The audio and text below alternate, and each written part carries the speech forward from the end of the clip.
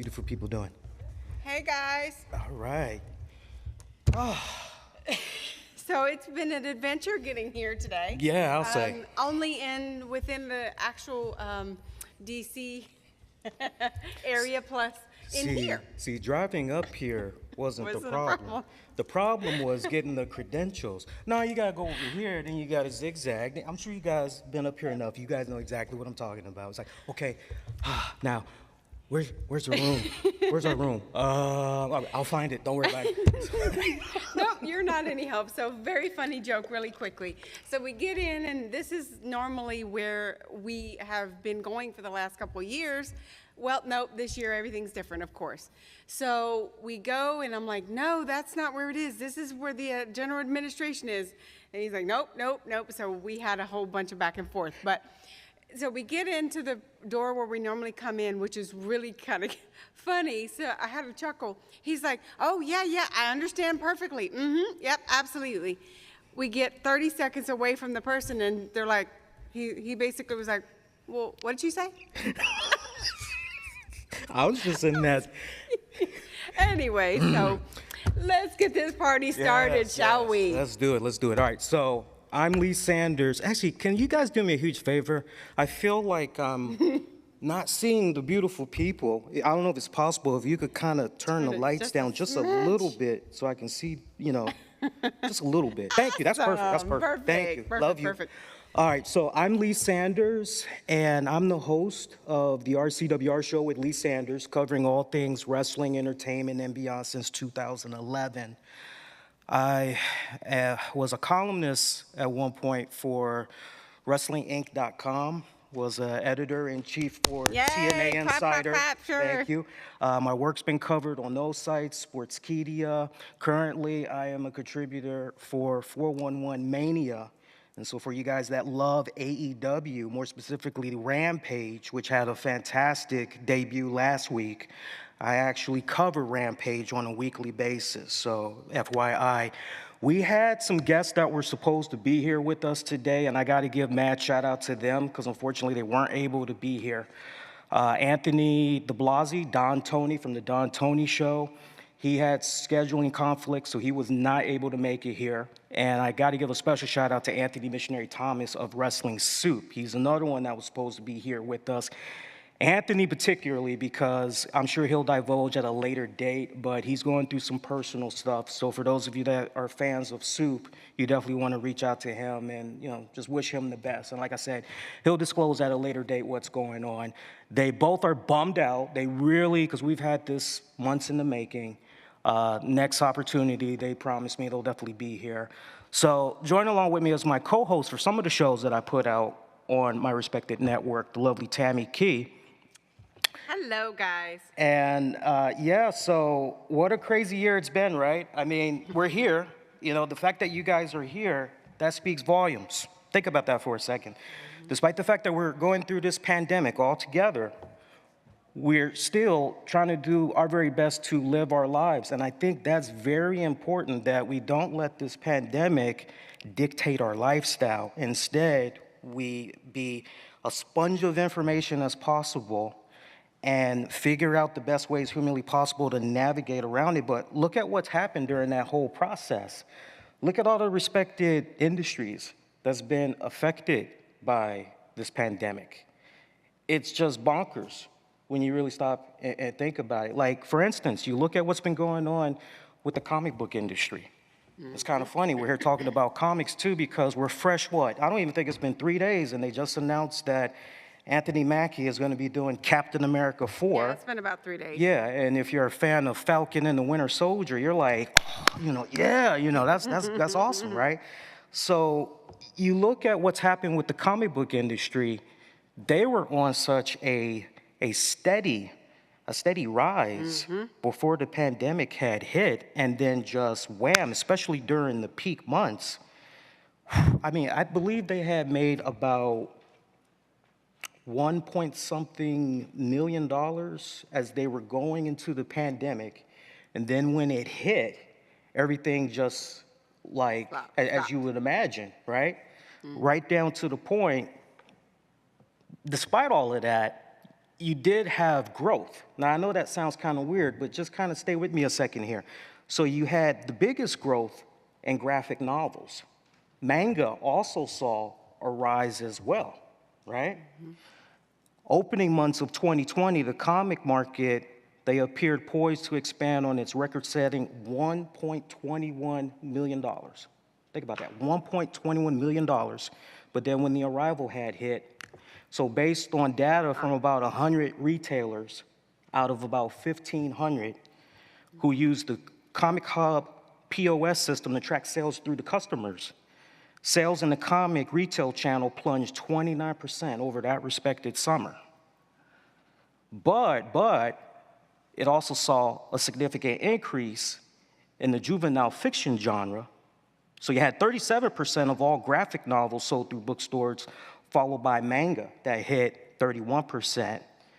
The superhero genre, just in general, that actually saw about 7% of sales. So I mean, not too bad, but at the same time, it saw a 10% drop off year over year compared to 2019.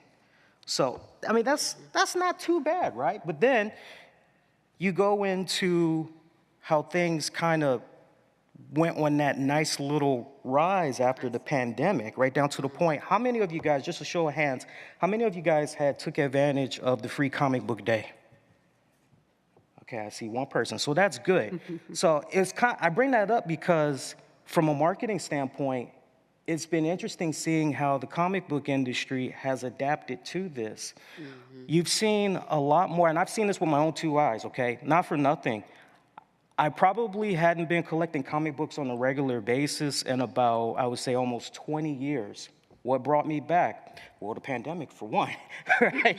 I'm sure, you know, for most people, I got a little bit of downtime now. Let's see what we can pick up. That looks pretty good right about now. I'll try that one. So one thing that I had noticed in regards to the comic book industry was you had a lot more artists, writers that were going out of their way, and they were trying to do exclusive stuff for these comic book stores. A lot of love for the mom and pop stores particularly.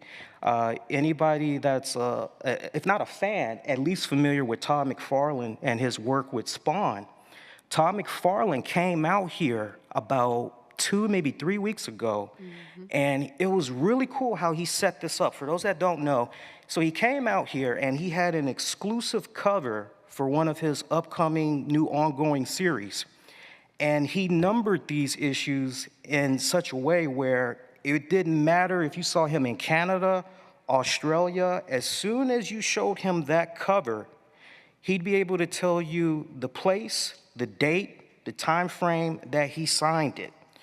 Because that was the uniqueness of that cover, right down to the point, he purposely put a limited number. So, for instance, 1 of 300, if you try to come up to him, you think you could sign this for me? And it's like issue 399, he's gonna be able to call BS on it, right? So you saw a lot of exclusive stuff like that with comic book stores. And then for Free Comic Book Day, something I've never seen before, maybe it's not new, maybe they've been doing it for years, but this go around, went to the comic book store for Free Comic Book Day. And they were like, welcome, 5 free comic books. Okay, cool. But if you have canned goods, you get 5 more comics for free. I'm like, wait, what? Like, hey, you know, so now at that point, you're kind of looking at the stash going, okay, well. Let's see, I didn't bring anything with me. Not just that, but you're also going, I don't care about Archie comics. I mean, that's just me. Like, you know, that's all good. So, you know, it's cool to see what they're doing with the comic book industry because as a result of that pandemic, a lot of, I'm sure you comic book collectors know, a lot of comic book stores went out of business, sadly. Some of these joints, they just, you know, they couldn't handle it, you know. So those that have been able to manage to hang in there, you know, now they're starting to see a turn for the better. Not to mention, you also get that intimacy. I think that's kind of cool. You know, it's kind of like Cheers, where everybody knows your name, you know. Or in my particular case, though, the comic book guy I go to every time I'm ready to pick up my stash, he goes, yes, I say stash, sorry, but I say stash. He's like, yeah, I ain't got nothing for you, bud. And I'm going, dude, I literally paid less than 12 hours ago online. What do you mean you don't have anything for me? Lee Sanders. Huh? Like, Lee Sanders, I'm here for a pickup. Like, oh, you here for a pickup? What did I just say? But it's all good. It's all good. Actually, it's kind of like the tale of two coins, really. One person, it's like, yeah, we don't have anything for you. I know who you are, but nope, don't have anything. Nope. The next person on the other half is like, oh yeah, that's it. Yep, absolutely. Here you go. And you're like, wait a minute, this is the same store?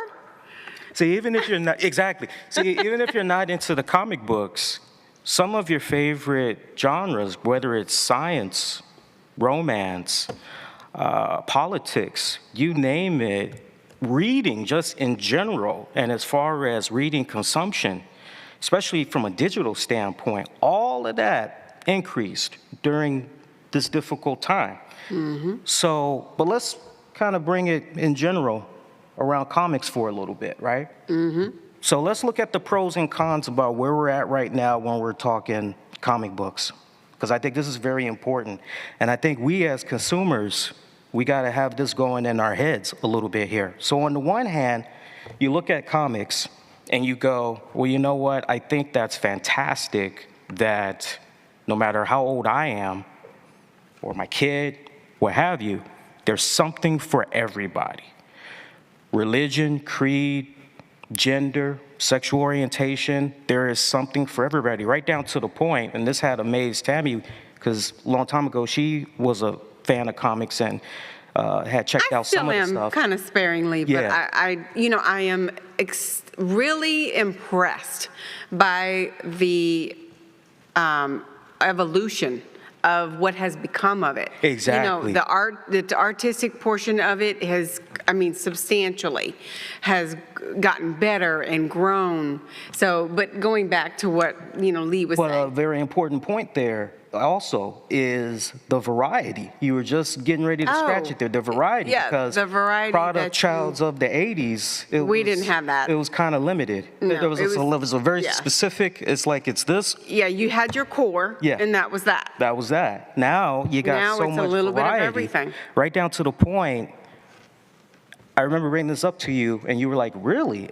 I don't know how many of you guys were aware of this, but Robin made headlines because apparently he is exploring his sexual orientation. Now, I'm not sure if he's bi or if he's gay, but the fact that, wow, 2021, just think about that for a second. That they're actually making that into That's a badass, storyline. right? Right, that's badass. Where you think about when we were coming up in the 80s, Wouldn't be touched. ooh. Wouldn't be touched. Wouldn't be touched. So look at that. So you got so much diversity that's running around now. That's good, right? That's very good. You got a black Batman that's running around. You've got the Batgirl series. I loved Ruby Rose. I haven't caught up on that show in a good minute, but hopefully they can figure something out with her. But now you got a new Batgirl who's black, right? I'm still bummed out that Black Lightning ended. That show should have kept right on. I'm still salty about that, right? All these months later, I'm still salty about that. We actually enjoyed every morsel of that show, and very upset that it actually ended. Yeah. So you got all this great diversity that's out there, which is great, but here's something I want you guys to kind of have in the back of your head. All this diversity, that's great, but are we as consumers, are we falling victim to FOMO? How many of you all have heard of FOMO? Raise your hand. All right. I love you guys. Yes. I love you guys. Okay, good. So for those of you that don't know FOMO, fear of missing out, okay? I'll give you a perfect example. So there's this new Batman series that's running around. It's following this young brother. It's a black guy. And first it was like Son of Batman, and I think there's like a new one now, I Am Batman. And I remember when I first heard about this series, I said, ooh, I gotta check this out. I think, ooh, okay. I'm reading it, I'm going, yeah. If you ever saw Rocky and then you saw Creed, some of the comedians, they make this joke and they say, look, Creed was nothing more than the black people's Rocky. That's all that basically was. Hey, I ain't my words, I'm just saying what they said. Okay? You know what? Okay. It makes a point. It makes a point. For every pro, there's a con, right? Oh, absolutely. You can make a pro argument or a con argument for sure for that. But that's besides the point. So I'm reading this, you know, and so great series, beautifully written, illustrations on point, but after a while I had to kind of catch myself and say, wait a minute now, am I truly invested in this because this is a fresh concept, this is something that's totally unique, this is something that, am I really just judging it on just those respected merits and not because the color of this person's skin? That's what I mean. Am I following a trend here? Am I just jumping on the bandwagon because, right?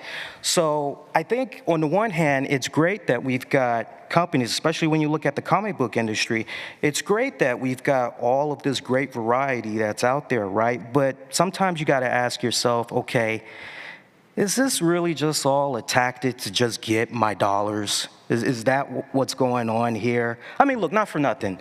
You go to the grocery store, you don't think about, gee, I wonder if Frito-Lay really cares about me. I wonder if Frito-Lay's really cares about Christians.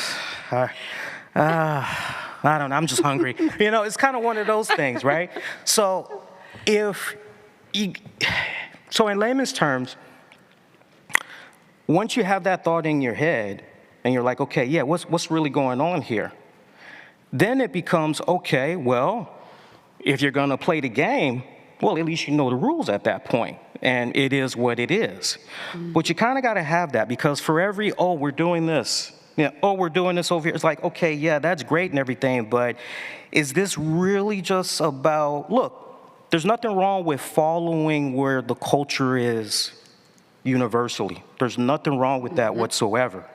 But sometimes you just got to be like, wait a minute, are we doing this out of desperation? So you kind of have to think like that sometimes. But just looking at the comic book industry as a whole, especially right now, a lot of good positive things to look at. Also, you know, just in regards to the comic book industry, I'm amazed at the fact that now, I thought this was an interesting observation too, since I've been back collecting comics on a regular basis, probably about over a year now. And I'm gonna have to rely on my comic book friends one more time here. Is it just me, or does it seem like it's more about young adults and older that's at the comic book stores, that's actually picking up the stuff? I can see some of you guys nodding your heads, yeah? Yeah, like I was telling Tammy about this. I said, I can't remember the last time I was at a comic store and I actually saw, when I say kid, I mean like, hell, I'll go for 15 and under. No. No. No. It's yeah, because you've picked up some of my stashes. Yeah. I kind of do her like Breaking Bad sometimes. I'll send her a text message. Need you to pick up the stash. Yep, she knows exactly. I am his candy man. It's like, hey man, you got the stuff? You got the stash? You got the stash? No, it's like if they're not there for Fortnite. To your point, for the most part, what I have also seen with my own two eyes is, you know, our age demographic and maybe younger kids who are, you know, 7, 8, who essentially has probably gotten it from their parents in reference to, okay, hey, this is what dad or mom likes. Funny story. So we had, I had went to pick up a stash, and I saw the guy that was looking at a variant cover and also a couple other comic books. And there was something that he really wanted really bad. And he's like, gosh, this looks so good. And of course the guy is enticing him. He's, yeah, it's on sale too.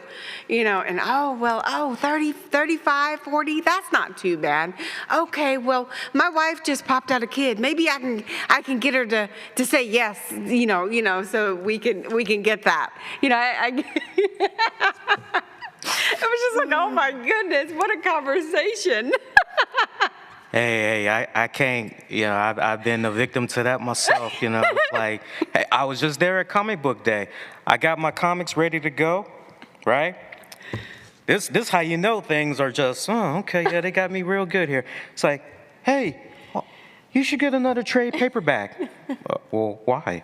Because it's 40% off. Right. So now the dilemma, do you just go with the stash that you got, right? Or do you just turn around and go, I don't really want, I don't know what, then that was me. Really I was the latter. but I was the I'm latter. going to anyway. Yeah, I spent the extra 15 minutes just,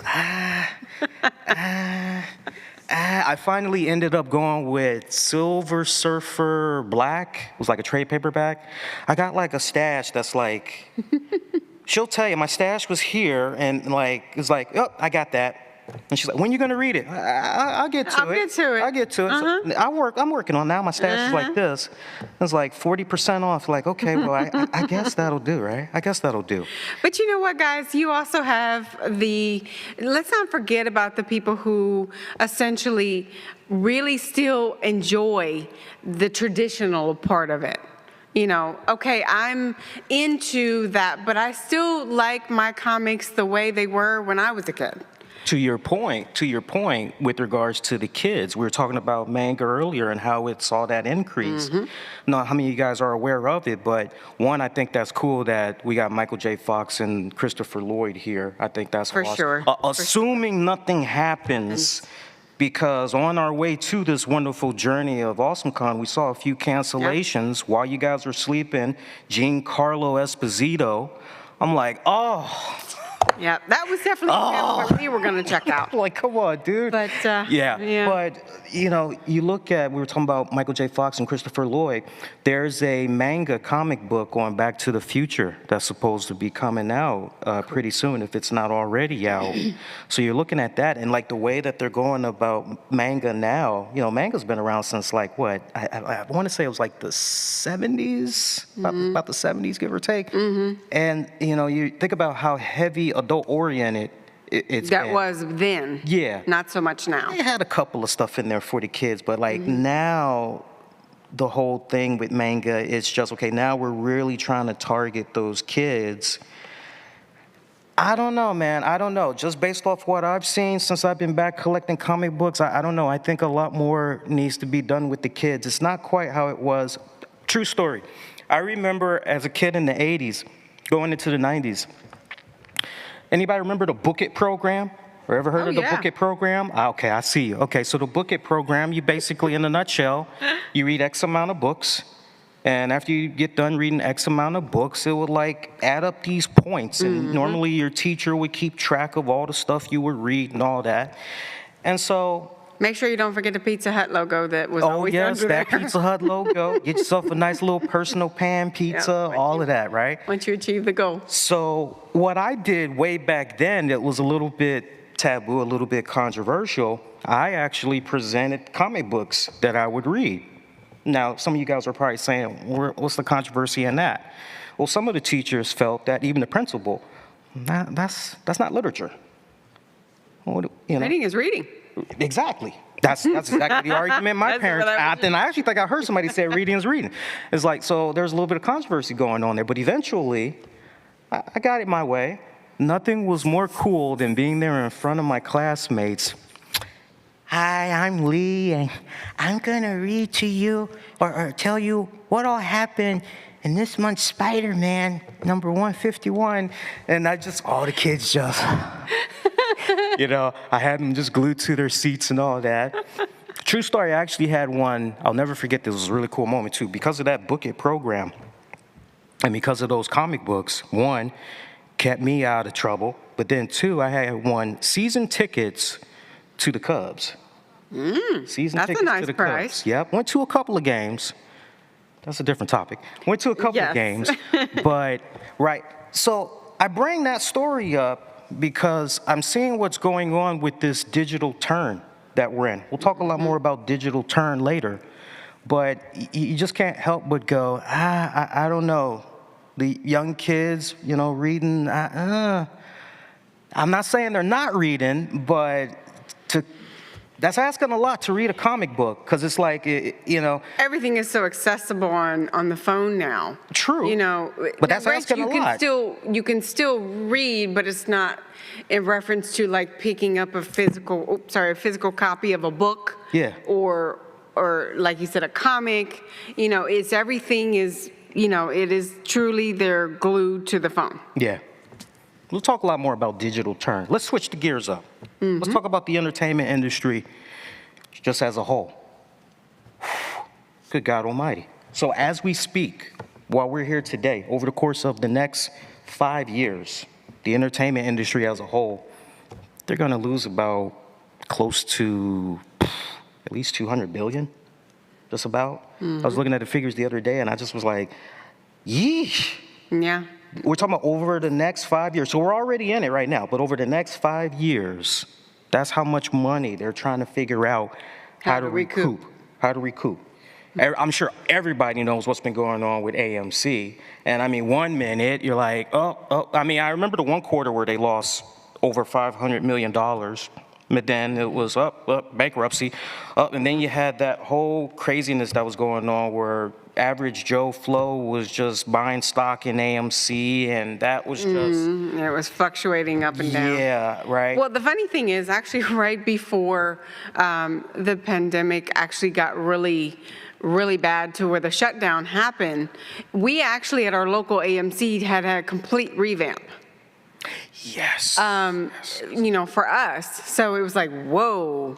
And that AMC for us had been there for, oh my God, 20 years or more. So just in knowing and the fluctuation and how are we going to do this? How are we going to recoup? What are we going to do? How are we going to make this new? How are we going to get people to come and join us to see the new latest product? Exactly. But look at the entertainment industry as a whole. So just touching upon some of those points you just made. Because of the pandemic, the industry as a whole, it got crippled. You had theaters, to your point, that had closed down, thought of bankruptcy. Right. Films got delayed. Thousands. Or not even just delayed, just no go at all. True. Yeah. Thousands out of work, without a doubt. Thousands out of work. So what happened? What happened, right? Well, we know what happened, but let's follow up with that. Okay, now what? That's what the entertainment industry said as a whole. Okay, now what? Yep. How do we switch gears and how do we make this really hard situation work? Right. But see, we got to rewind it back just a little tiny bit, because this is something that we talk about all the time on our shows. And I've been telling friends and family this for like 20 years. And now that it's come to fruition, they're like, you called it. Media consumption. All about the digital turn that I was talking about earlier. Now, for some of you guys, it's kind of like digital turn. What are we talking about here as far as the digital turn? I'll give you a simple definition for digital turn.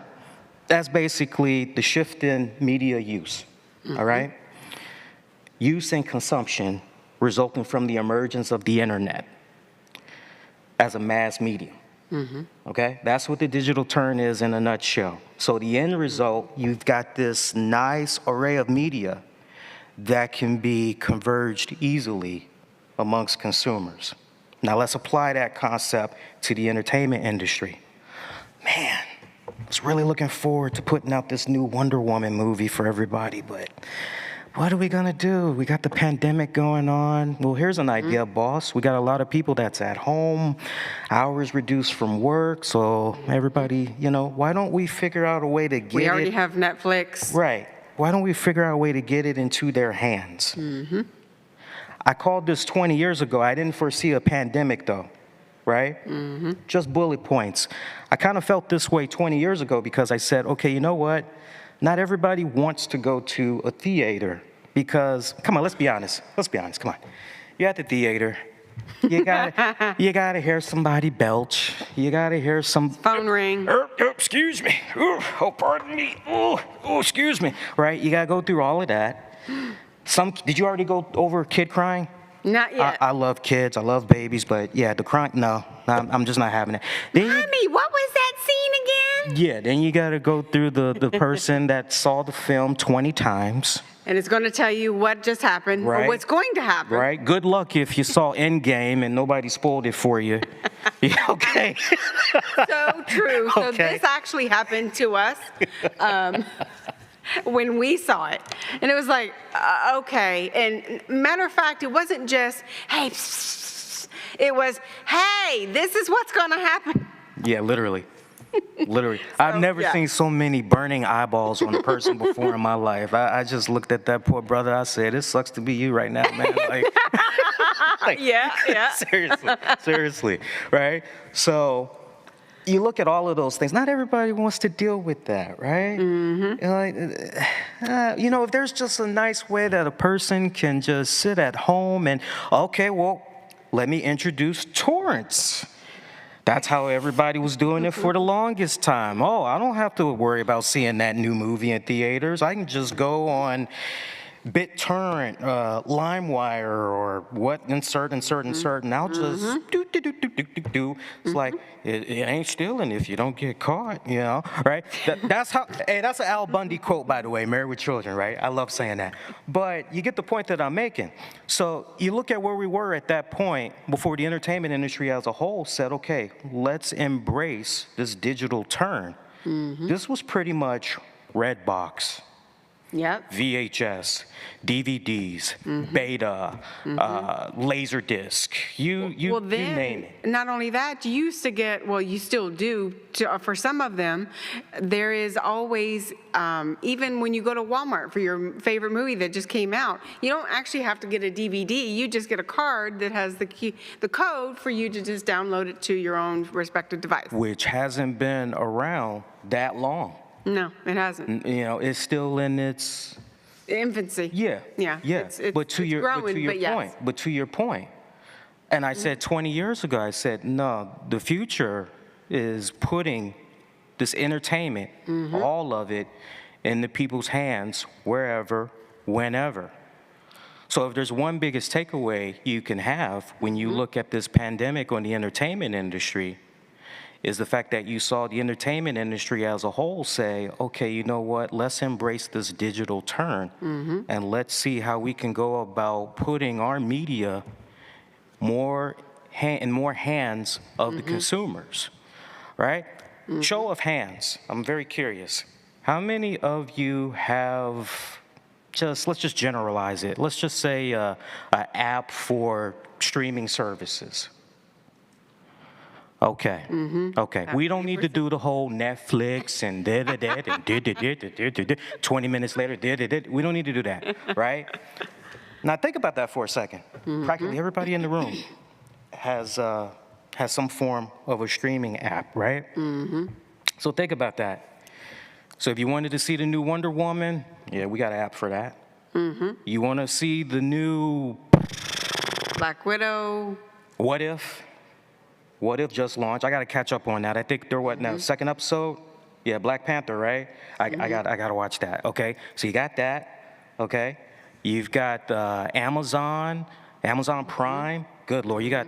Let's not even get started. Right now, lately, I've been watching Yogi Bear on Amazon Prime. I'm just nostalgic sometimes, but that's besides the point. She's chuckling because late at night she'll wake up. Hey there, boo-boo. There's nothing wrong with a little picnic basket. I don't know if you should do that, Yogi. Ranger's not gonna like that. You know, so just imagine you're sleeping and it's like 3 a.m. and you just hear that going on and it's kind of like, oh, my bad. Like, I gotta turn it down a little bit, right? But think about that. Think about that, the way that you're going about your social media. And you got the entertainment industry as a whole that's looking at the way you're going about consuming your content. And they're saying, okay, yeah, we're going to give you guys this. We're going to give you guys that. But we also want to put it behind a paywall. Right. And get you guys to pay for it. Because where else are you going to be able to access such awesome content? Perfect example. You look at that Black Widow with Scarlett Johansson that's going on right now. Don't even get me started on that one. That's been a hot topic for a lot of people, right? You got her suing Disney right now. Now, look, if you want to ask me straight up, Is she in the right? Is she in the wrong? Just 2 cents from a distance, just the way it looks right now. And as I always like to tell people, let's not rush to conclusions. Let's just let everything play out the way it plays out. Let's have the facts and then kind of go from there. But just 2 cents from a distance, I think she actually might win. I wouldn't be surprised if it gets settled. I know some people are going to look at what she's doing and they're like, man, that's kind of messed up. But at the same time, nah, man, if her contract clearly stated theatrical release, and you're pretty much, really, let's call it for what it is, you're going behind this person's back and going... And giving yourselves another avenue to make money, Right. which was not in her contract. Exactly. Yep. So we'll see how that pans out. And now you've got the trend of other actors. Well, wait a minute now. She did what? Well, let me talk to my agent. And right, so you got all that's going on. But just look at that paywall concept for a second. Let's not get too far off. Look at that whole structure alone. So let me see if I got this right. Again, this is all about the digital turn, consumption and all that. But let me see if I got this straight. I'm already paying $7, $8, $9, $10, $15 a month for this respected platform. Now you're asking me to not only pay an additional $5. No. You want me to pay about $30.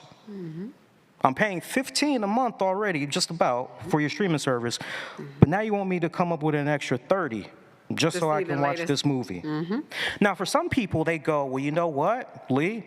I hear you, but I got a nice 72-inch flat screen 4K TV and Soundbar, and I can.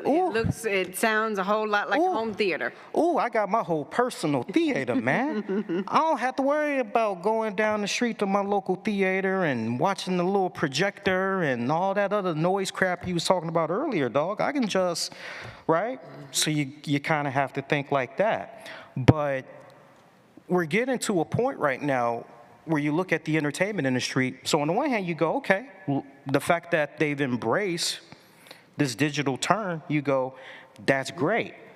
It sucks that it had to be under the circumstances of the pandemic and all. But it really is all about evolution. Exactly. But we're getting to a point, and this is kind of one of my concerns. I don't know if it's you all's concern as well, but I kind of feel as though sometimes we're getting to that point where, okay, it's a bit sporadic here. We're a little bit all over the place because everybody wants to feel as though they're saving money. But at the same time, everybody wants to have a good time when it comes to entertainment. True. So on the one hand, it's, oh, well, you know, I got my Netflix. I got my Amazon Prime. I got my Spotify. I'm good. But then you give me this new thing over here, right? Everything essentially almost ties to people that have decided they wanted to cut the cable. They wanted to cut the cords. I used to work in marketing research for 10 years. One of the things I would do in market research, I would always organize focus groups. So like, least littlest thing you guys can think of, yeah, we did a focus group for that, right? We did a panel and everything, what works, what doesn't work, all of that. One of the things that would always amaze me over the years when I would put together studies and I'm looking over just analytics of data would just be the amount of people that decided, I don't care for cable. Yeah, I don't care for satellite. And I don't blame you. We were spending what? About almost $300 a month just for cable and internet? Bundled. Bundled. And the funny thing is, and now, not to get real long-winded or off topic, but now it's just okay, well, we're going to lose that bundle, but let's make up into a higher internet speed. So they weren't really losing a whole lot. Let's just say, because we ended up staying with the same provider. So, that's where a lot of the companies have now gone to in reference to that, because that's where they're recouping it. Because, you're having all these streaming services and your internet and what have you, so you need faster. Correct. Crazy. It's crazy. So you cut the cords because you're trying to save money.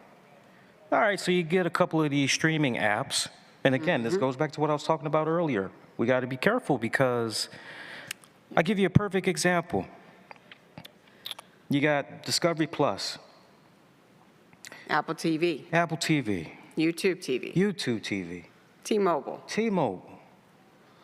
If you're not careful, those just add up, and you pretty much have gotten yourself into spending what you were before cable left. But on a more positive tip, as far as the digital turn goes, it's good. Now, if you were to ask me straight up, what do I see happening as far as the future goes, just the entertainment industry as a whole, like, understand something, this pandemic, and we'll kind of close it out later on when we're talking about the pandemic, but we'll figure out ways to navigate. This will be in our rearview mirror. But as far as the digital turn and the ways in which we're consuming our media right now, I don't know if you guys are picking up the same vibes, but I think it's only going to increase even more. Think about it for a second. You may say to yourself, yeah, I'm trying to cut back because, man, I think I watch way too much, but you're always on the go. You're looking at something, even if it's just for about 5 minutes. Yep. You're always, and just the fact that that media consumption can come to you anytime, anywhere, any place, you're hooked. We're all hooked, right? We're all hooked. So I don't think even after this pandemic is long gone that, no, it's just gonna, It's never going to go back no. to where it was. Right down to the point, you see what's going on with the HBO Maxes and all these other platforms that's doing exclusive movies and all that. That's going to continue. That's going to continue. Because think about it. Why stop? If the experiment worked during the pandemic where, yeah, we're going to put this into people's hands at home, let them watch on their device and all this, seriously, why stop? But you've also created another avenue for people who want the experience to be at home because, oh, well, you know what, I just don't feel like it, but I do want to entertain, you know, maybe in my own home or whatever have you. But then you have the nostalgia of, you know, we have, what is it, the iPic? So where you have a whole experience to where it's like dinner, movie, you know, your own pillow, blanket kind of thing. So you do have the nostalgia there as well.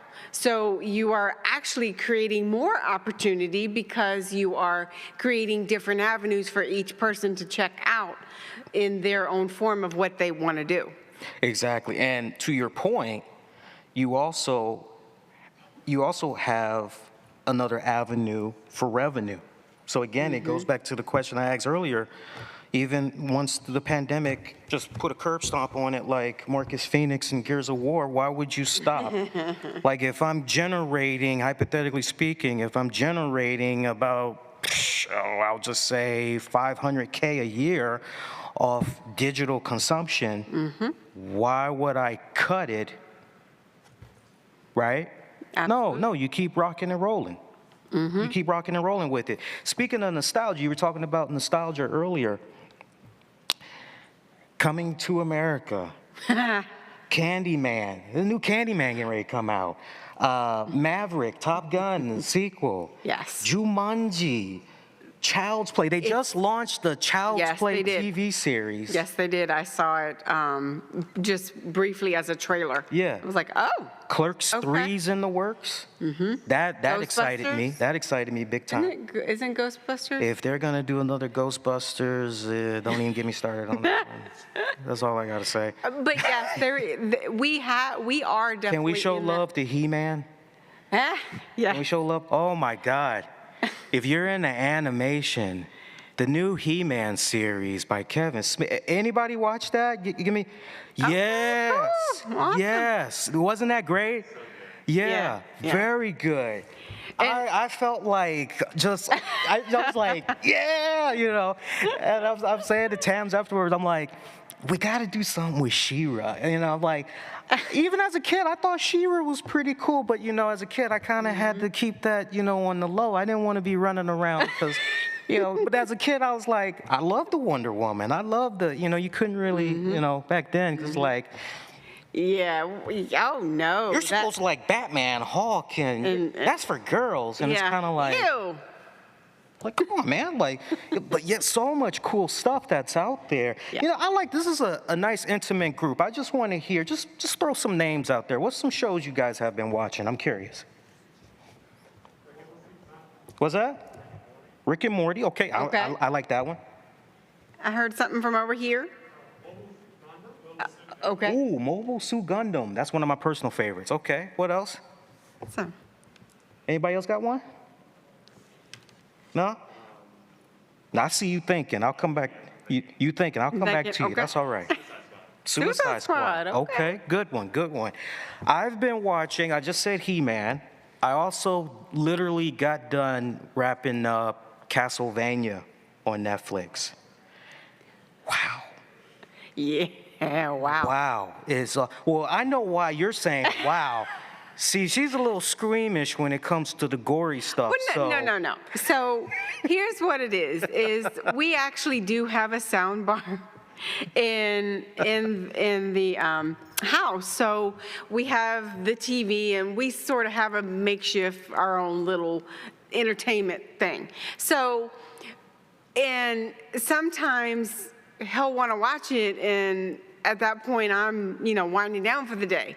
And of course, you've got the bass, and you got everything else that comes along with it, and you're like, okay, this isn't winding down at all.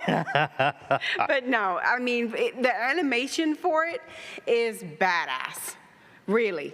It's like, because when you look at, years ago, even when you're looking at like He-Man, it's just so real.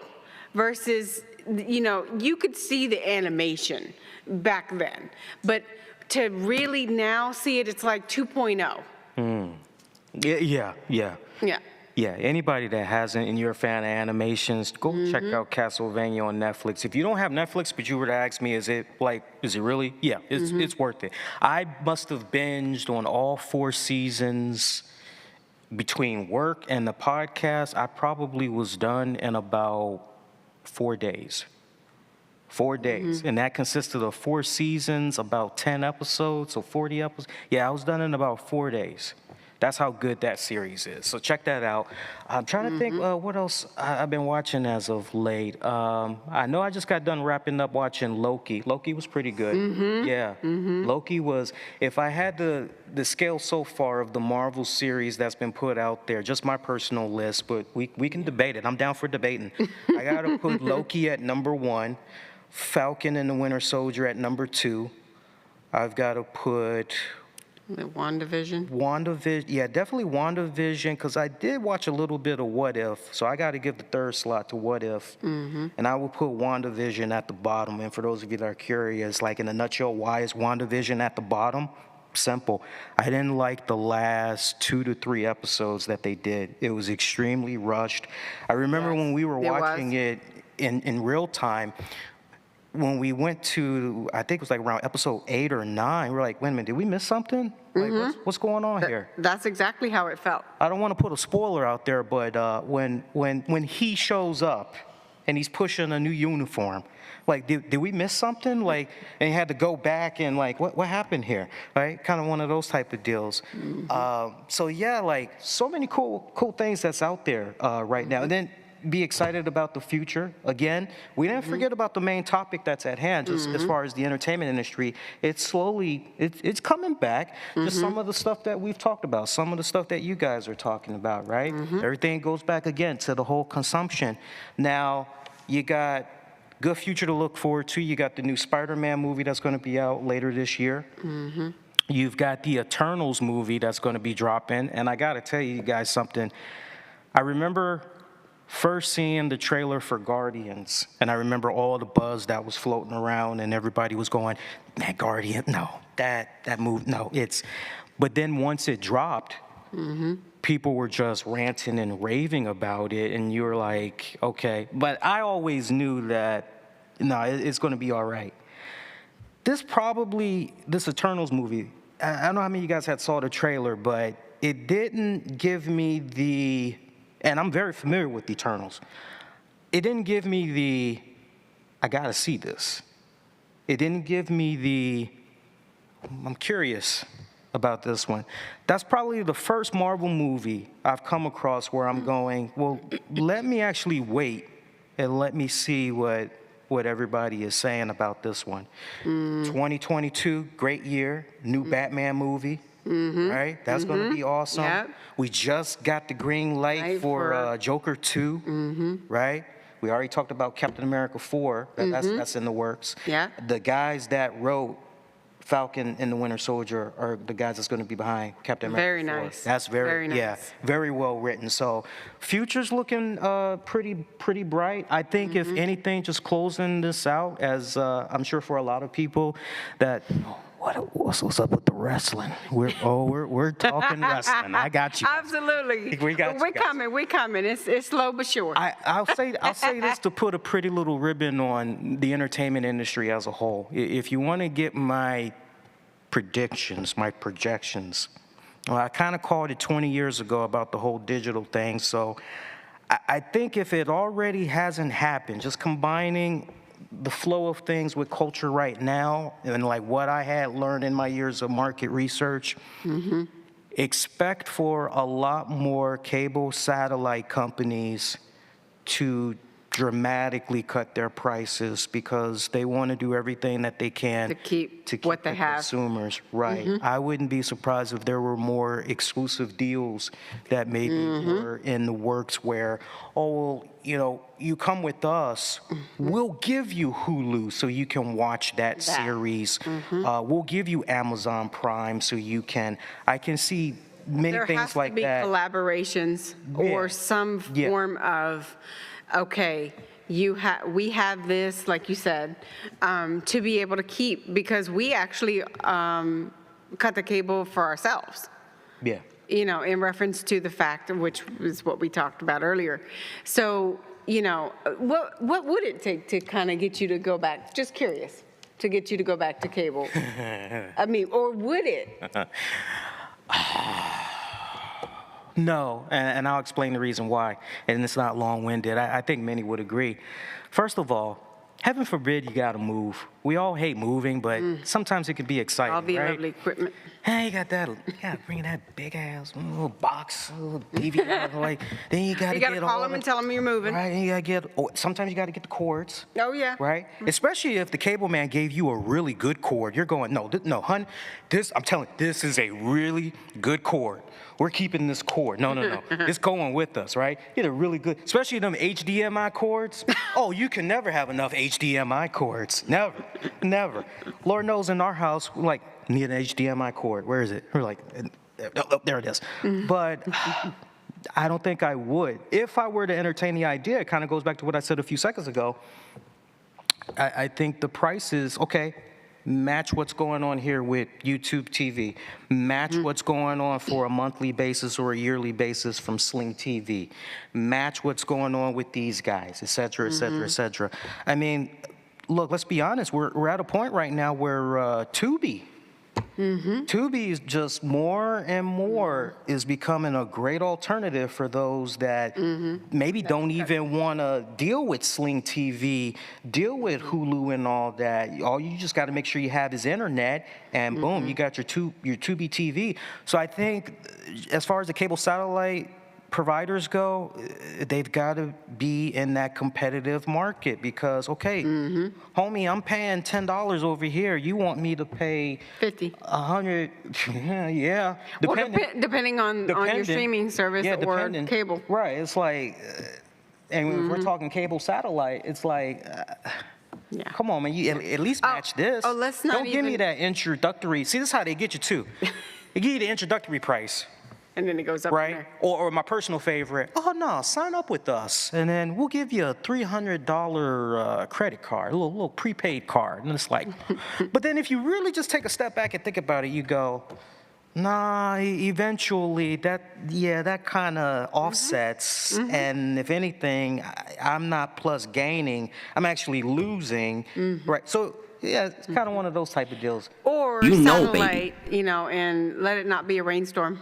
Kind of like this morning, you won't have Exactly. Exactly. So I think to each its own, but yeah. Yep. Let's look at wrestling. Let's look at the wrestling There you go. industry. nobody was more impacted on as far as the pandemic goes. Nobody was more affected than the wrestling industry as a whole. My God, take your pick. AEW, WWE, MLW, NWA. NWA at one point, I loved seeing all the reports that were floating around. NWA has met its demise because of the pandemic. NWA is close to being sold. Saw all these ridiculous reports that was going on. Not once did I ever see Billy Corgan, and that's news for you guys. How many are not aware, but Billy Corgan owns the NWA promotion. Not once did I see Billy Corgan ever. Yeah, the reports are true. No, if anything, he vehemently denied it. Yeah, and you're like, what the heck? But just Impact Wrestling. I've been fortunate enough through the podcasting to make friends with those that work for wrestling promotions, or heck, even have their own respected wrestling promotion. And unfortunately for some of them, when this pandemic hit, Lee, I just don't see how I can come back from this. One promoter I have been friends with for many years contacted me right before the pandemic, and he said, look, I'm getting ready to start this back up. I need your help. We got to do a full court press. I'm going to hook you up with interviews and everything. Yeah, we're going at this. And he was in college. He had just got his degree. And I believe it was business management. Yeah, just got his college degree. And I was so excited for him and everything. And then once the pandemic had hit, it was just, and last I checked in with him, he said, I just don't see how I can come back. So for some wrestling promotions, they're still kind of struggling during this pandemic right now, trying to figure out ways to navigate around it and everything. Now, I'm a little bit curious. I'll come back to that thought in a hot second. But live events, vendors, traveling, meet and greets, new merchandise, all of that was affected by the pandemic. When you're looking at the wrestling industry as a whole, looking at the wrestling industry as a whole and how they have been able to deal with the pandemic, once again, what we were talking about earlier, the digital turn. Promotions that maybe never even considered fully embracing social media, now we find them being so innovative. It was a must. Right, it was a must for survival, right? Now I'm a little bit curious for you WWE fans, how many of you participated in the Thunderdome? Ooh, well, first of all, how many WWE fans we got in here? Okay, ooh. Okay, that's exactly how I feel. It's kind of, especially on the Monday nights. Yeah. Exactly. Monday nights, I've made it be a new thing where it comes to WWE Monday Night Raw, I go, Monday Night Quill. Because most times it's like you're there for 3 hours and you're I have to purposely now take a power nap so that I don't sleep through Raw, because I know I'm going to sleep through it if I don't get the old man's nap in there before, right? It's kind of one of those things. All right, so let me tell you guys about Thunderdome for you WWE fans, all right? I actually did a number of Thunderdomes for them. And man, so for starters, the reactions that you hear when you're watching it on the TV, that was never us. That was never us. So many times we would have a producer in our ear, and it turns out that producer was Ted DiBiase. So Ted DiBiase, okay, people, all right, we got Alexa Bliss coming on out here, all right, big cheers for Alexa Bliss. And we're going, wait a minute. And this was when we were kind of under the impression, well, no, she's still a heel, so why are we cheering for, like, what are we talking about here, right? Like, big cheers, everybody, big cheers. I'm like, no, what are you talking about? So we would have them telling us what to do at certain points. And once it was over, they would come right back, and commercial breaks, they would go, okay, you guys got about 2 minutes, you want to grab a water or whatever, go ahead. But for the most part, and what was kind of depressing, if I got to be honest with you guys, what was kind of depressing about the Thunderdome was the fact that here you were in front of your computer, and you were not in a virtual pool where you could see everybody. Maybe you could interact with folks.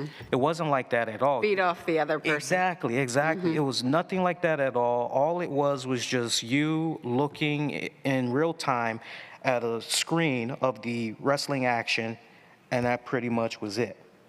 Well, the funny thing is, so one evening, I came in and it was like, oh, wow, Raw must be pretty good. And because I hear, yay, and what have you, and I'm like, okay. And so then, not too long after that, I hear him go, yeah, no, that was all manufactured. I'm like, oh. Yeah. Got it. Yeah. So. Yeah. Kind of. So that's the Thunderdome for you guys. That might be ever curious. Yeah, that's the Thunderdome. Hey, a lot of people. There was another misconception that was out there about the Thunderdome too. Oh, man, WWE just reaches out to certain people for that. Like no. All you had to do was just, if you were interested, just make sure you got the email alerts hooked up.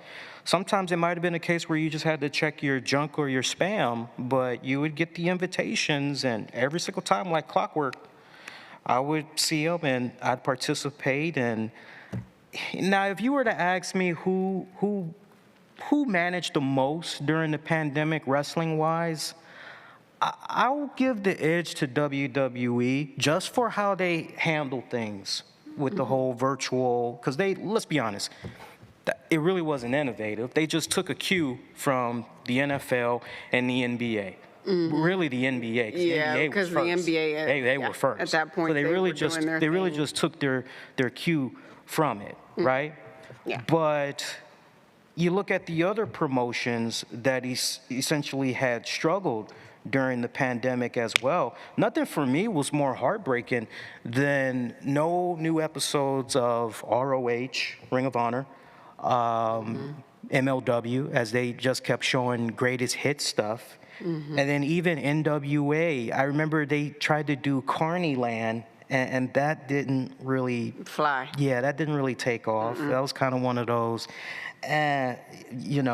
But the innovation part, again, the digital turn. Some of my friends work in the vendor section. I don't want to put any names out there, but let me say this. When it comes to doing meet and greets with wrestlers, right, these guys are like totally cool. So what was badass was seeing these guys, okay, I can't do what I normally do and have the people physically come out and meet these stars for these meet and greets. So what can I do? How can I make it? I'll utilize social media. Okay, we got this thing called Facebook, we got YouTube, Zoom. And to see the domino effect that it had, where everybody else was just latched onto it, and just now, I mean, it's crazy, right down to the point you kind of got to be careful now, because you think you're getting an authentic autograph, but no. right? It's Memorex. Right. It's Fugazi. Yeah, right? that too. Right? So one thing that was kind of interesting about the wrestling industry as a whole, and I saw this over and over again, people that were saying, oh, live events, it's never coming back. And I just kind of looked at that and I'm, what are you smoking? Yeah, right. Live events is going to come back. And I said early on, I said, give it about maybe a year and a half tops. They'll be back. My original projection, I had said if live events weren't back by fall of this year, I said first quarter of 2022. And look where we're at right now. But at the same time, we got this variant that's running around. I'm sure you guys have seen what's going on with some of these wrestling promotions. They just announced at SummerSlam, we don't care about your vaccination status. You need to wear a mask. Ring of Honor's doing their thing this weekend.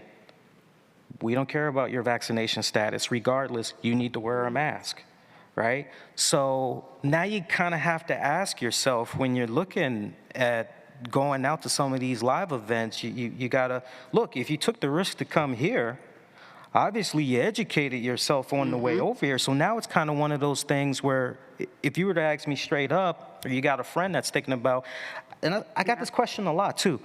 You know, Lee, I'm thinking about going to a SmackDown event. Okay, so what's stopping you? Well, you know, I'm just not sure, you know, with the variant and all. I was like, well, did you get vaccinated? Yeah, I did. I was like, and I'll tell this to anybody. Look, I'm your friend either way. I don't care if you got vaccinated or not. The only thing I ask, just be smart. That's not asking too much. Just be smart. Just protect yourself. Be Just, yeah, smart. just educate yourself. Try to do your best to protect yourself. That's all I care about, right? So I told him, I said, look, have fun. Enjoy yourself. Like, don't let this pandemic, and that would be my message to everybody here and everybody. It's like, don't let the pandemic mess up your lifestyle, hinder you from enjoying your life. Because this is going to be with us for a good minute. So you got to figure out a way to kind of navigate around it. And that's the advice that I gave him. And I said, what's the card? It's like, me personally, I wouldn't go if Roman Reigns isn't going to be there because he is my tribal chief, you know? Right? Like, so, you know, unless look, I'll be honest with you guys. As far as WWE goes, like, my favorites right now, I love Roman Reigns. I think he has just been, this is some of his best work. And I love the fact that if you really stop and think about it, it's kind of sad that it took a pandemic to get this Roman Reigns.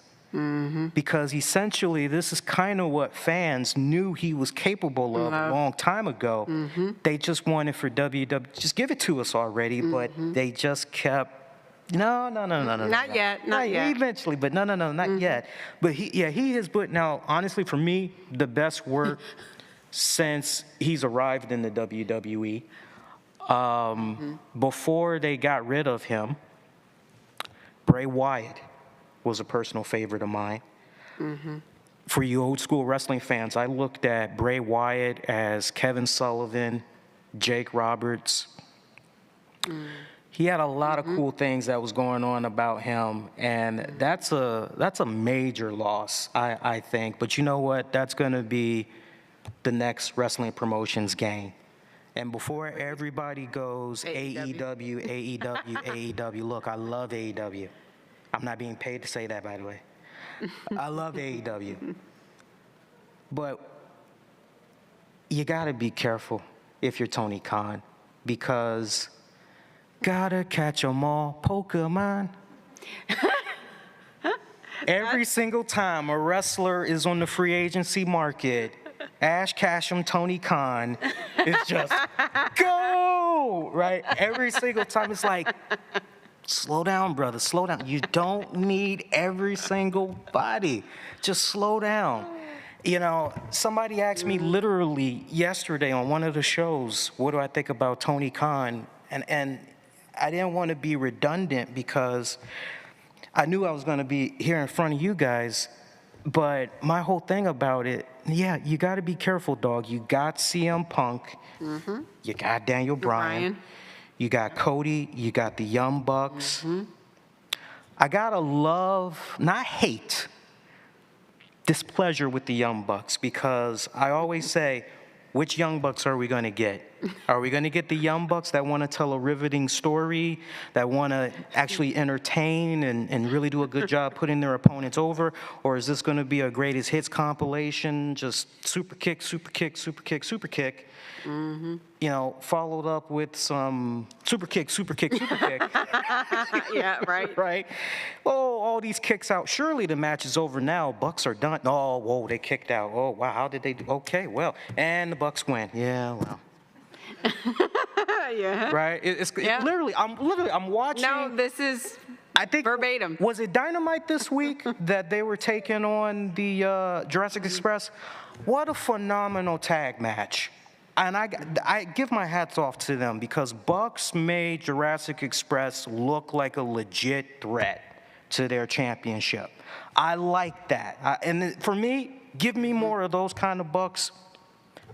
I'm good. I'm in heaven. I am in heaven. But yeah, Tony Khan's got to be careful. You got all these people already. You don't need to buy up. It's one thing if every single day of the week, you're going to have some type of a TV show. I mean, let's recap. They got what? They got Dark. They got Dark Evolution. They've got Dynamite. They've got Rampage. All right, so you got 4 shows already. And you probably got right now about, I wouldn't be surprised if you were to tell me you had about maybe 175 wrestlers on your payroll between 4 shows. Let me say it like this. Between 4 shows, I can't get Jade Cargill on a weekly basis. I can't get Sunny Kiss on a regular. I love Sunny Kiss. Sunny Kiss is awesome. Love Sunny Kiss. I'm telling you, as far as just, he's got a Pretty Boy George meets, what's another? Give me a name. Throw any name out there. I had it on the tip of my tongue. It'll Gold Dust, vintage Gold Dust. You'll see what I'm talking about. If you look at vintage Gold Dust, you just think about some of the mannerisms, some of the psychology that Sunny Kiss has in the ring. You know, it's pretty cool. You know, but give me Sunny Kiss, give me Jade Cargill, give me those guys on a regular basis. Like, I don't understand. Even Nyla Rose from right here in D.C. too.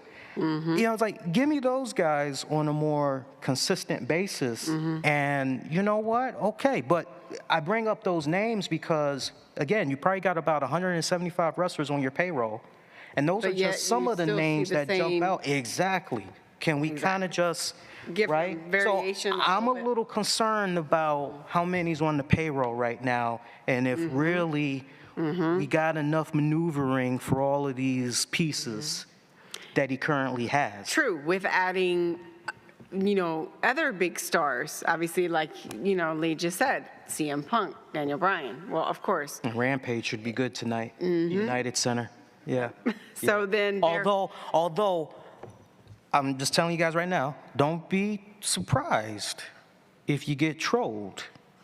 Okay? If you watch Dynamite this week, you know Kenny Omega had a chick magnet shirt on. I'm just saying. And if you really stop and you watch previous weeks of Dynamite or any of the other AEW shows, Kenny Omega's done some subliminal, right? So I'm just saying, I will laugh. I told a friend this last night. I said, I will laugh if Cult of Personality hits and Kenny Omega comes out. Okay? You heard it here. You ain't heard that before. You heard it here. I was peeping Omega this week. I'm like, I see you with that chick magnet shirt. I know what's up. I know what's up. You know. So you got the live events that's coming back. You know, and I mean, go to these live events. You got tickets that are at a reasonable price right now, right? You know what's going on with the pandemic. Navigate around it, entertain yourself, have fun. That's absolutely. That's my message. We actually are going to be doing something really fun in about another month. Yeah, we'll probably see some of you guys too. Yeah, and we might actually see some of you guys for that event that's actually going to be happening in another month. Oh, I thought you were getting ready to put the name. Go ahead. Oh, yeah. So I was just like, okay, well. Like, how are they supposed to know what event? Like, we thought, that's funny. Okay, who's on first? Anyway, no, guys, we would love to see some of you if you are currently going to be going on the rock the boat. Just call it the Jericho cruise. Don't rock the boat, baby. Rock the boat, rock the boat. The Jericho cruise. Yeah, the Jericho cruise. So, you know, just have fun with it, you know, and, you know, obviously if you protect yourself, you're informed, you know, mask up or whatever have you. I know for sure that there are strict rules and regulations in reference to the cruise ship itself. So just, you know, they're trying to protect, you know, the patrons as well as we're trying to protect ourselves. So you look at the wrestling industry as a whole right now, even just despite the fact that WWE, look, we could be honest. You're a WWE fan, you're going, okay, NXT, SmackDown. Wait, there's an NXT UK? Okay, sure. Walter all the way, baby. I love Walter. I love Dragunov. Those guys are badasses, right? And then you go, at the very bottom, you go Monday Night Raw. Yeah. Because you know nowadays, Agreed. Monday Night Raw is going to have about 2-3 spots. I mean, come on, let's be honest. Look at what's going on right now. RK Bro, which is great, I love it. Hey, Randy, I was looking for you, man. What happened?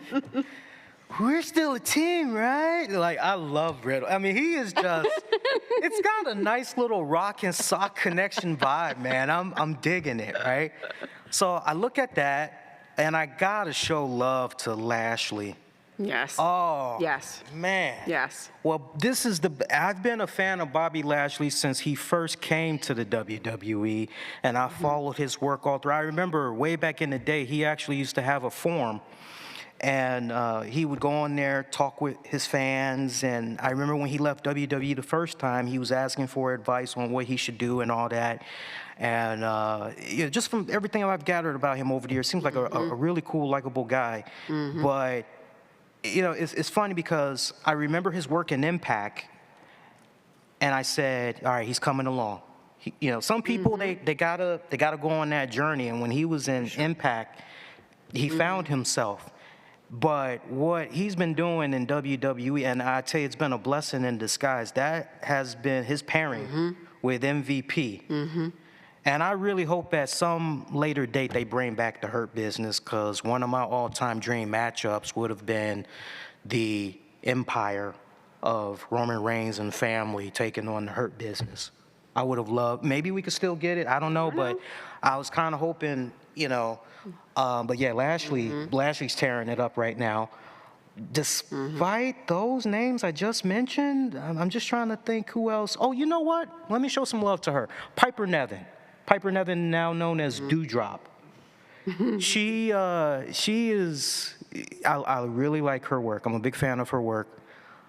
I'm trying to think if there's anybody else on the Raw side that's kind of jumping out there to me right now. Oh, you know what? Damian Priest. I remember when he was Punishment Martinez. That brother has come a long way, and we definitely got to show love to Sheamus all during this pandemic. I don't care what anybody says. Yes. Sheamus has truly, if you really just stop, take a step back, look at his body of work during the pandemic, he has put out some of the best in-ring work in his career, and definitely need to give the man his flowers, because he has been holding it down on a consistent basis. So, I mean, you got a couple of bright spots on the Monday Night Raw side of things, but you kind of got to go through the weeds first a little bit, you know? Agreed. So, Yeah, I have been enjoying Damian Priest's work. Definitely Bobby Lashley and his storylines with different wrestlers, you know, in the last 3 to 4 months in reference to the work with that. So it has been great. yeah. You know, another question that's been kind of picking up a lot of steam on social media as of late, I'm sure you guys are probably seeing it too if you make your rounds, checking out some of the sites, is what's going on with this supposed rumor about Thunderdome coming back? Live events maybe being no more. First of all, look, let's be real. We are getting ready to go into fall. We are getting ready to go into the winter season. But at the same time, what's the number at now? About 60 Americans have at least gotten at least one shot, or at least are totally vaccinated. And that's one of those two. Okay. Yeah. I don't see that happening, guys. You know, just 2 cents from a distance, and I'm usually pretty good about that. I think just if anything, you may see that trend we were talking about earlier when it comes to live events. Hey, you got to have a mask regardless of your. I could even see something along the lines of we got to enforce capacity percentage. I was thinking that too. I could maybe see that being, but to just, no, we're just going to do a hard.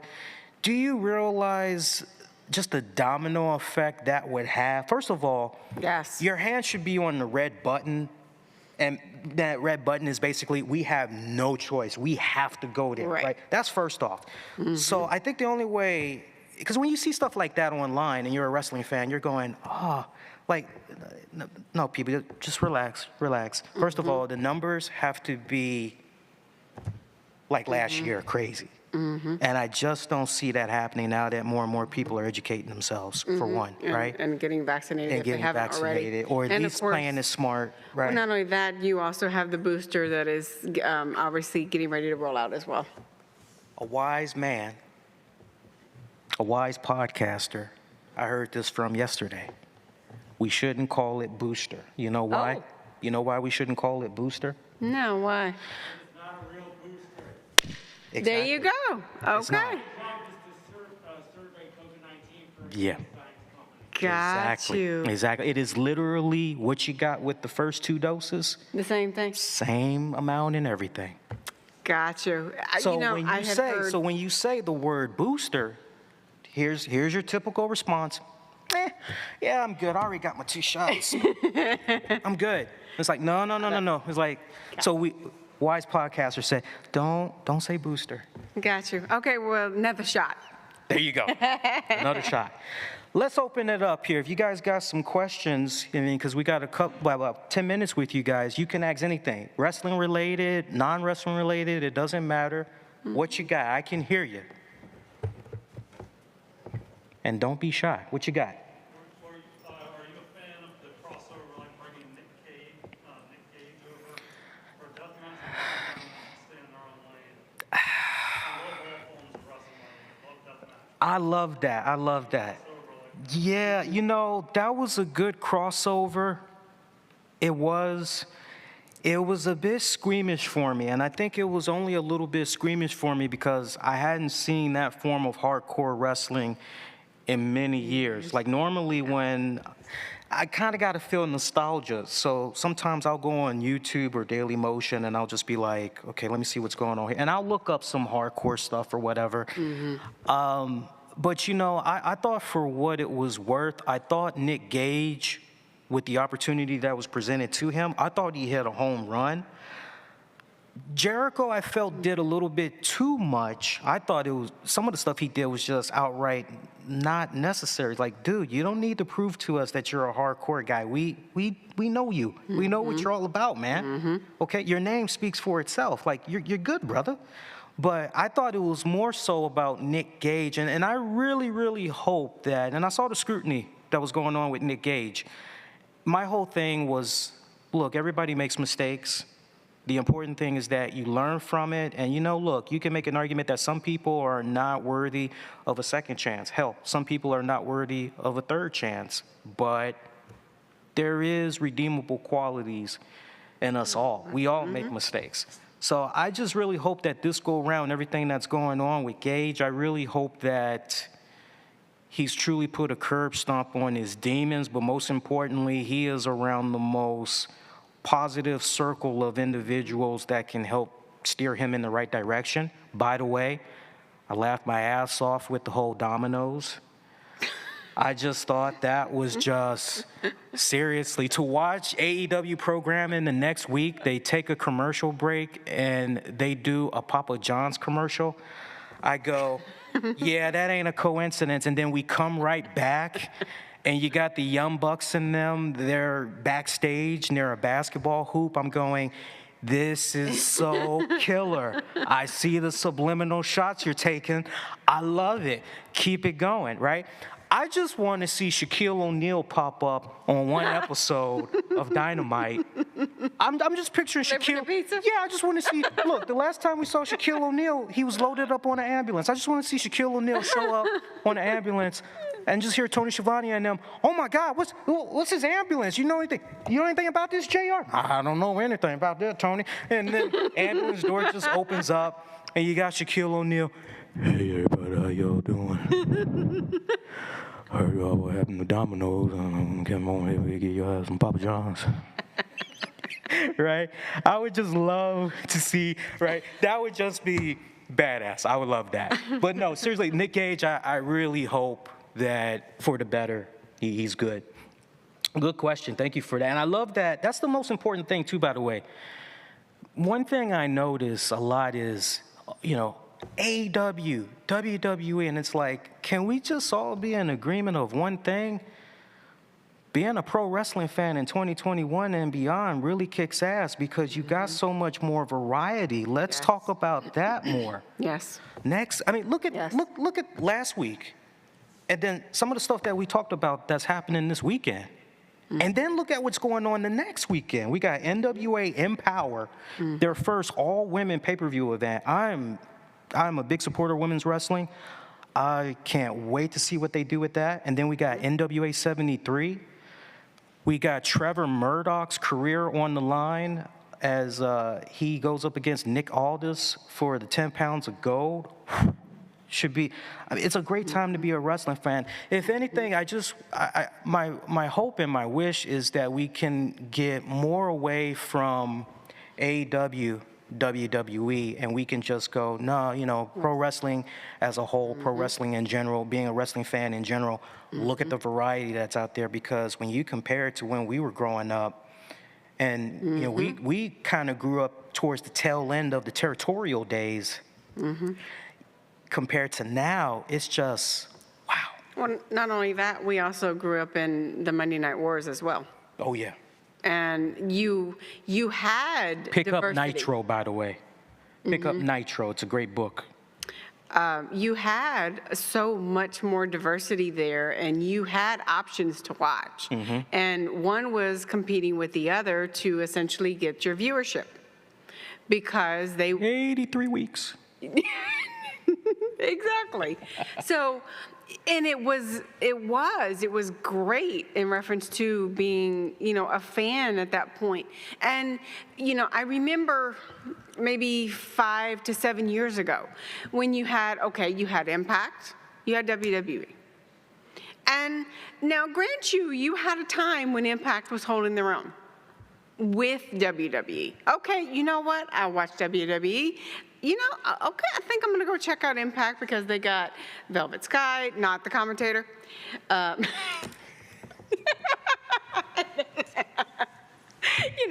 They had what they needed to have to make a great show. And then after Impact left, it was kind of like, okay, well, you got WWE. Yeah. Okay, and you got WWE.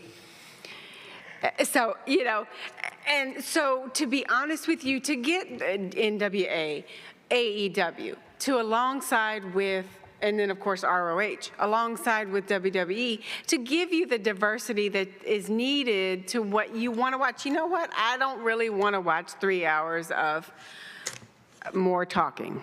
Yeah.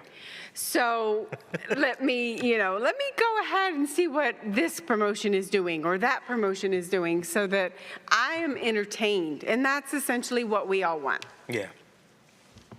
I got time for one more question. I see. Yes, ma'am. I'll go with you first, and I'll come to you. I see you.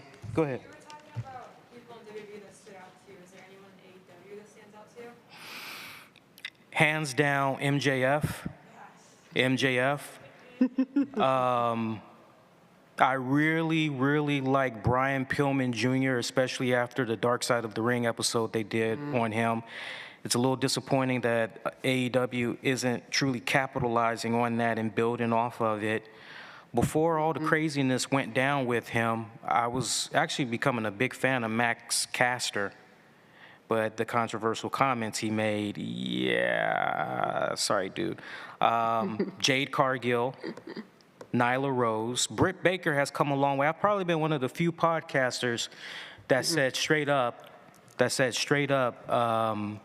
in regards to Britt Baker, the promos might be a little rough right now. This was like a year ago. But give her time. Give her time. And she's coming along. Now, look, leaps and bounds better, but she still has much more to go. But those are the people that's standing out to me right now. How much more time do I I have? think I was going to say 5 minutes. Did we get the 5-minute countdown already? think so. Okay, I see you. Thank you. And I saw your hand, yes. So with the match between like Thunder Rosa and Britt Baker and the hardcore match where they actually did things, do you think that that's going to be more of a trend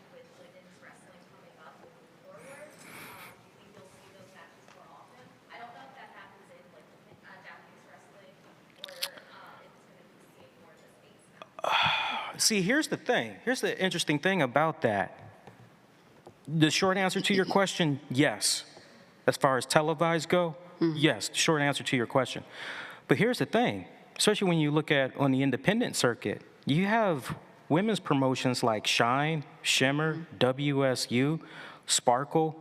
We had WOW, but We did have WOW under David McClain, WOW Women of Wrestling. I don't know what's going on with them. I really hope that promotion comes back. When their TV deal was yanked from under them, that pretty much, yeah. But hopefully they can kind of figure out what's going on in the future. But the short answer is yes. But those promotions I had just mentioned, they were already doing it. And it's kind of funny because when you look at WWE, you look at what they were doing with the Evolution pay-per-view, for example, and everybody was going, oh, and it's like, oh, pump the brakes, not for nothing, but these other guys were doing it first. Welcome. You're finally up to date. Welcome, right? It's kind of one of those type of deals. But I think the better question to ask is who right now, as far as televised wrestling shows, who's doing it right with their respective women's divisions? I think right now, just based on what you're seeing, you definitely got to put NXT just slightly at number one. And then right up under that, you got to go with, I think, AEW. But they're tied with NWA because they're finally, with their women's division. Isn't it amazing? Let's end it on this note. Isn't it amazing if you've been a supporter for Ring of Honor for years and years and years, you've been wanting to see what they can do with a women's division?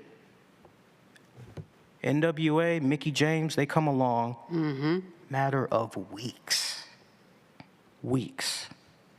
Think about that.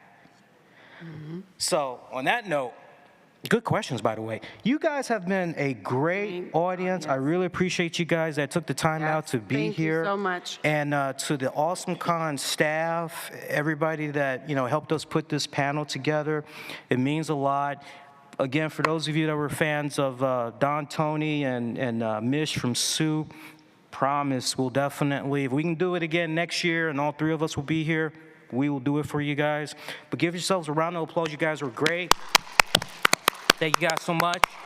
And look, if you see us, because we're going to be here the whole weekend, so if you see us, you recognize us, you're more than welcome to stop and say a few words or whatnot.